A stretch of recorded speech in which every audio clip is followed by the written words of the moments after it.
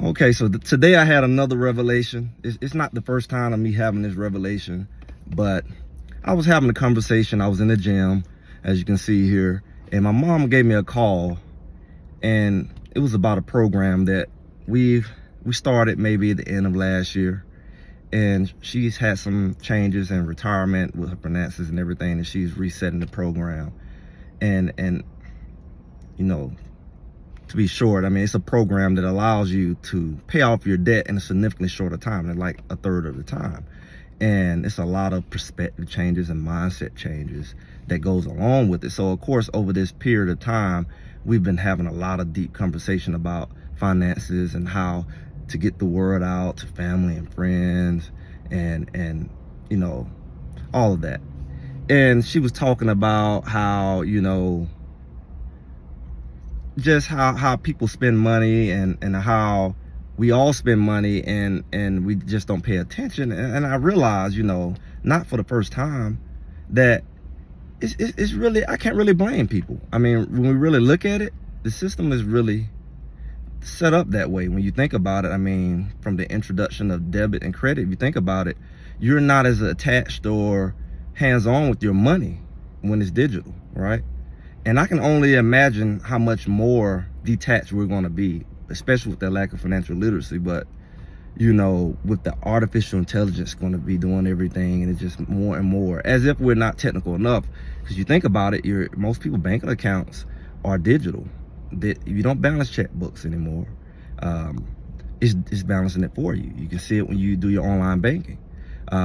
You also have your debit card, so when you're spending, you can spend more than what you have, and even more so with a credit card, right? Credit card, you really can spend what you don't have. It's like floating the money, right?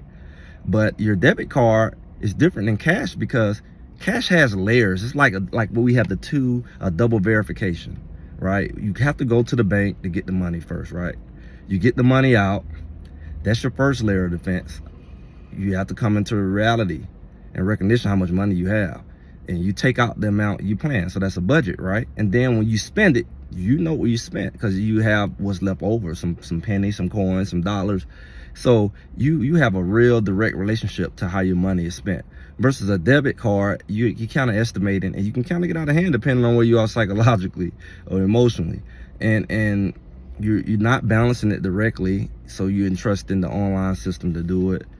And that's a whole nother conversation, because, you know, people can double charge you, people can hack into your account, you know, you can overdraft, you can do a lot of things, and then you add ACH and that's another thing, you know, where you're just not watching your money and you can easily get out of hand. ACH is another one.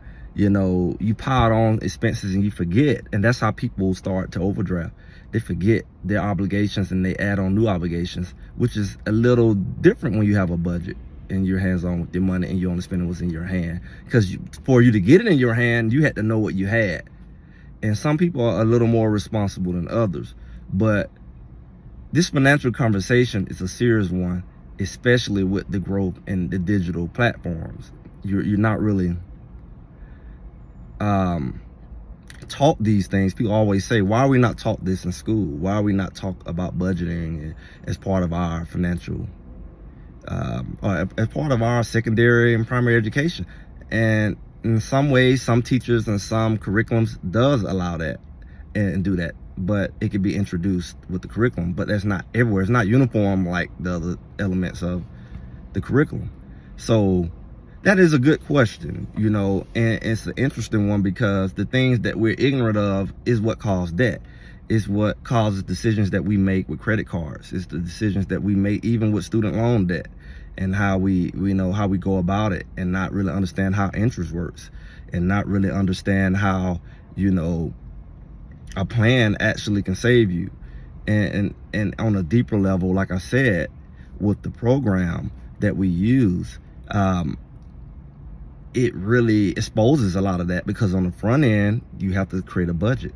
You have to create an overall budget, and then you have to break down your final numbers to implement into the plan, and the plan runs off your numbers. And when the plan runs your numbers, it basically give you, using the same type of artificial intelligence, but except it's on your behalf versus the bank behalf, it shows you how to go about paying off your debt in a way where you don't pay as much interest, to say the least. And it can cut hundreds of thousands off, depending on how much debt you have, in years, many years, which of course saves you interest and saves you money in your pocket that just goes nowhere. I mean, outside the principal, who gets the interest, right? And you know, we have a lot of educational tools and just training, because that's what we're missing. We're missing the understanding of how interest works, and we're missing, you know, how compounded interest works against you and how to work for you. And we're seeing more people teach it. We're seeing the insurance industry starting to teach it. When you think about the infinite banking, the bank on yourself models and things like that, using the insurance product, which I'm familiar with, being a former insurance agent. But I'm also now in the real estate space as a mortgage, you know, professional, and helping with investing and investment financing. And one of the biggest things that we could really understand if you're going to be making money is, one, how to make interest not work against you, so you pay less out, no matter if you're getting what you call a write-off for it. You want to keep as much money as possible, but you also want to make sure that it works for you, and that's when you get into, you know, creative financing and things like that. But I just thought that was an interesting conversation, and you know, I definitely would like to have more, you know, talk more about these type things, because there's a lot of misunderstanding about how this stuff works. It's a lot of people who charge a lot of money to teach this type of stuff, you know, through courses and things. But it's a very important thing to understand that in this digital world, you have to have something else in place. And if you don't, there are things in place to work against you, you know, because you're not watching your money as closely. You're not really strategizing with your money. You're not planning with your money. And when you're not, you're just being reactive instead of proactive. And 9 times out of 10, you're going to overspend. You're going to, you know, be in debt, and you're going to be in debt longer because you're not considering all the factors regarding, you know, the money you're spending of your own, which has an opportunity cost, or, you know, the interest cost of the money that you're borrowing.